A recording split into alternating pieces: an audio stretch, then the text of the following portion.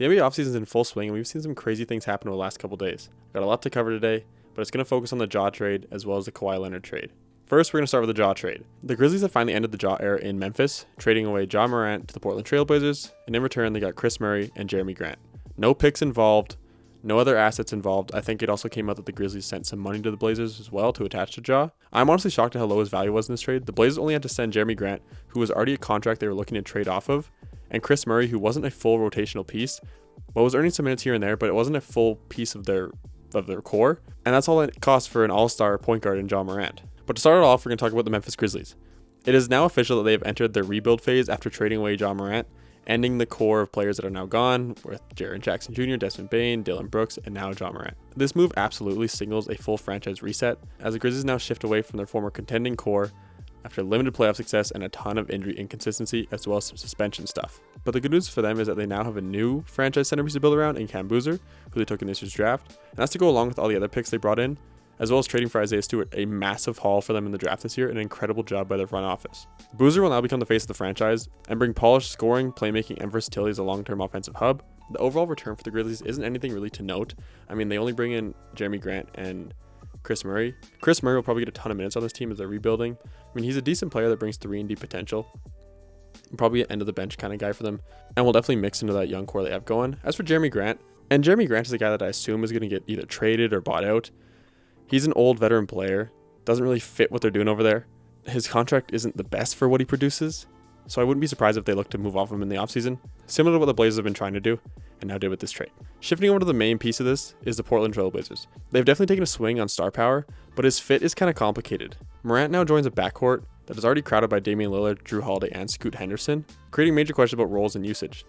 The Blazers already came out and said that they want to play Morant with Dame as their backcourt 1-2 punch there.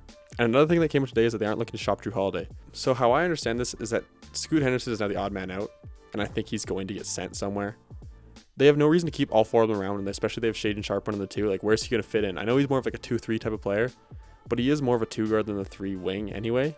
So in my opinion, unfortunately, I think Scoot Henderson is the odd man out, but his value is probably the highest it could be right now, especially how he performed in the playoffs. He's young, has a ton of potential, has a skill set to fit somewhere on a rebuilding team or a young team for that. So I don't think it'd be too hard to ship him off somewhere and get some draft capital or even another solid role piece. That's just my take on all that stuff. But Ja Morant's arrival in Portland gives them another explosive talent, but then raises all the concerns about how their 2 high-level guards with Jrue are going to coexist long-term. There isn't really a lot of defense being played between those two. There's a ton of playmaking, shooting with Dame and driving with Ja, so they might complement each other in ways that they play the game differently.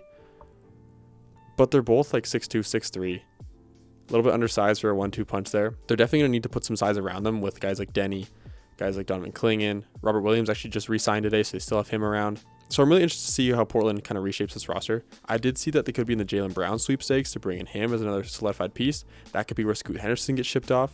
I know that the one player that came out and said is absolutely untouchable is Donovan Clingan. I don't blame him. That is a future all-defensive player of the year type of big for this team. But as I already mentioned, the Blazers are betting talent over fit in a crowded roster. And even if they reshape the roster through additional moves, Morant already joins a team that is built around multiple ball-dominant creators, which includes Denny on top of Dame already. The good thing about all 3 of those guys is they are kind of playmaking guys and are willing to pass the ball, but the 3 of them are definitely ball-dominant in the way that they want to score. So it's going to be interesting to see how they coexist. I'm sure Mike Inouye can figure out a way to get them all to buy in together.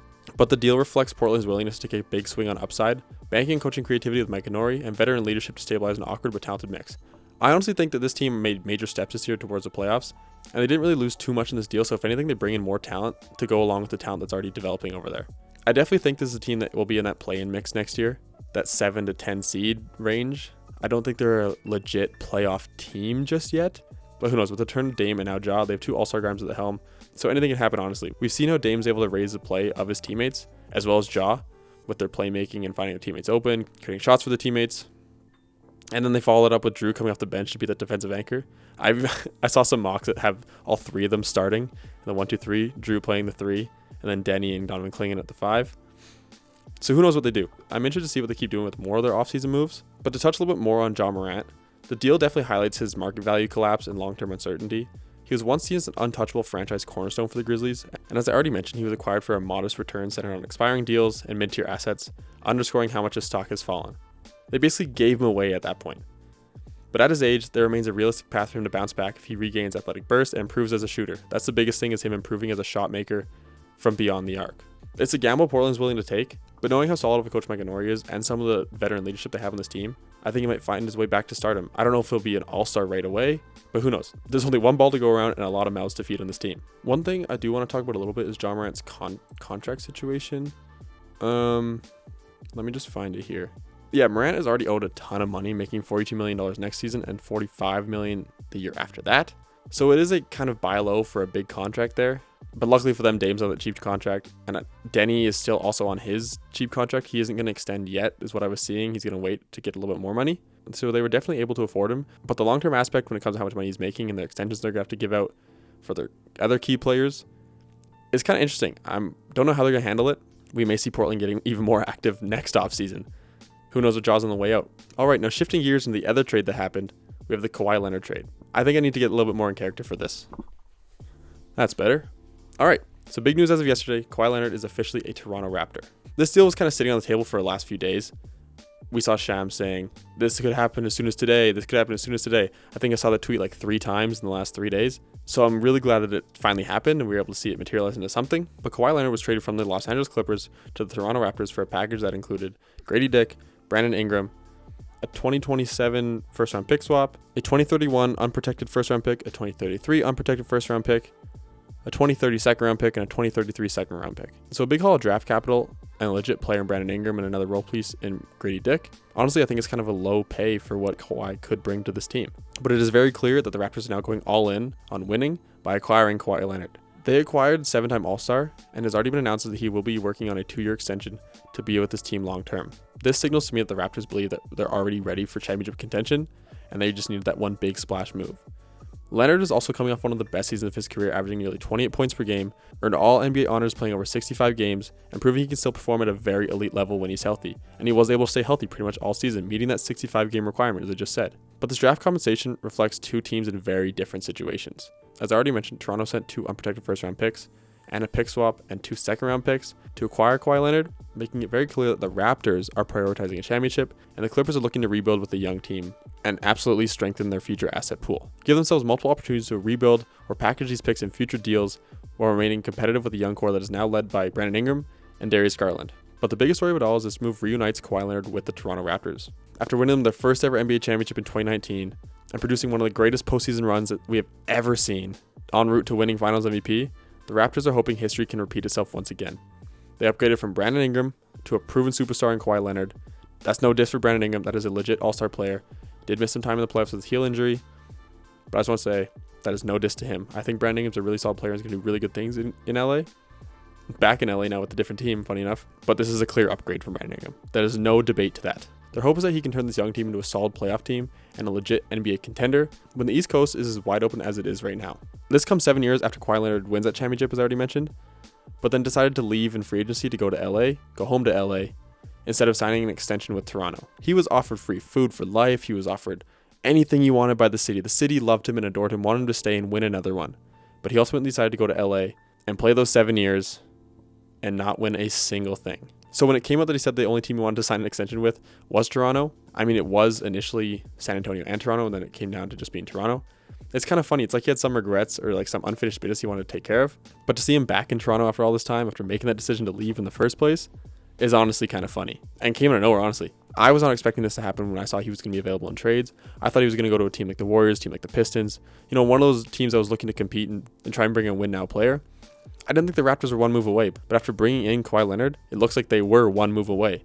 Pairing him up with Scottie Barnes to create one of the most deadly wing defensive duos. Scottie Barnes can guard every single position on the floor, and he's proved to guard the whole team in one possession. Kawhi Leonard is another guy who is a lockdown defender still, even at his age. These two are going to be absolute menaces on the perimeter guarding and even down low guarding. Toronto's definitely building a defensive identity with him and CMB now. They're young big. I say big, but he's pretty undersized for big. But those 3 right there are legit defensive anchors on any team, and now they have 3 of them to hold down the paint, hold down the perimeter. This also kind of eliminates their need for a true shot-creating point guard. Kawhi Leonard can get a shot up whenever he wants. He always gets to his spots, no matter where he is on the floor. His offensive skill set is super polished. Everybody knows that. Don't need to talk about it too much. But there's a lot of concerns going into next year with Immanuel Quickley being their lead guard. And I think with him coming in, it kind of eliminates that worry. Immanuel Quickley can kind of play off ball. Kawhi is a little bit more of a ball-dominant wing anyway. And off the bench, they have guys like Jamal Shead and Jaden Bradley. Two proven playmaking guards that also bring defensive impact. The Raptors are building something special over there. The team was already super excited to watch this season when they made their playoff run, and I think they just got even more exciting, and we will be seeing a ton of them this season. But this trade does bring enormous risk for the Raptors. At 35 years old, Leonard has an extensive injury history, and the Raptors are betting that he could stay healthy long enough to maximize what could be the final championship window of his career. And they also gave up significant draft capital that really won't convey until probably after Kawhi's done out of the league. So who knows where the Raptors are at that time. I mean, Scotty Barnes will definitely be developed. He could be one of the best players in the league at that time and carrying this team after Kawhi leaves. But those first round picks are in 2031, 2033. If the Raptors aren't good and they start to fall off, that is really going to come back and bite them in the butt. But the Clippers, of course, will be happy. So there is a ton of pressure on this team to make deep playoff runs over the next 2 seasons to maximize this window. But shifting over to talk a little bit about the Clippers, they officially turned the page on the Kawhi Leonard era. After years of injuries and only one conference finals appearance during his tenure, the Clippers continue its youth movement by adding Brandon Ingram and Grady Dick, as well as the multiple first-round picks, a pick swap, and additional second-round assets. And while losing your best player in the deal is never easy, the Clippers gain significant future flexibility and continue building a younger core featuring Darius Garland, Benedict Mathurin, and their recent lottery pick in Keaton Wagler. They definitely have a solidified youth movement going on there. I think Garland and Ingram are two very crafty and creative players that will help this team. Will they just turn into a team like the New Orleans Pelicans? Who knows? I mean, Benedict Mathurin proved to be a super solid 6-man option last year. Keaton Wagler looks like a great fit for this team alongside Darius Garland. Now they're bringing in a legit scorer who was a former All-Star in Brandon Ingram to go along with another All-Star in Darius Garland. They definitely have really shifted over into the youth movement, and it's good to see them doing that because they were kind of stuck in this purgatory. They needed to refresh something, and I think they did it in a very good way. As I just mentioned, Ingram gives the Clippers a proven centerpiece for the next phase. He struggled in Toronto's first-round series with his injuries, didn't play too well either, and is coming off a super strong regular season where he averaged 21 points per game, earning his second All-Star selection. At 28 years old, he fits a Clippers timeline better than Leonard did, gives the Clippers a versatile scorer to pair with their growing core, while they continue stockpiling future assets. Now what they do with the assets is beyond me. I would assume they keep them just in case Toronto isn't doing well, but if they become valuable, they could easily ship them off and get a really solid piece with that draft capital. That won't be for a little bit further down the road. I assume the Clippers are going to go into a tank for the next few drafts and try to bring in some more young talent, or even start selling, but who knows? They have a decent young core. It was definitely a trade they needed to do after Kawhi came out and said that he wasn't going to sign an extension. So if they didn't trade him, he would have played his next year and then been gone for good. So yeah, a lot has been going on in the NBA, and the offseason is only just beginning. Free agency is also officially underway, so I'll be keeping up with that, making sure I keep you guys updated with signings, players moving, going over my favorite signings, stuff like that.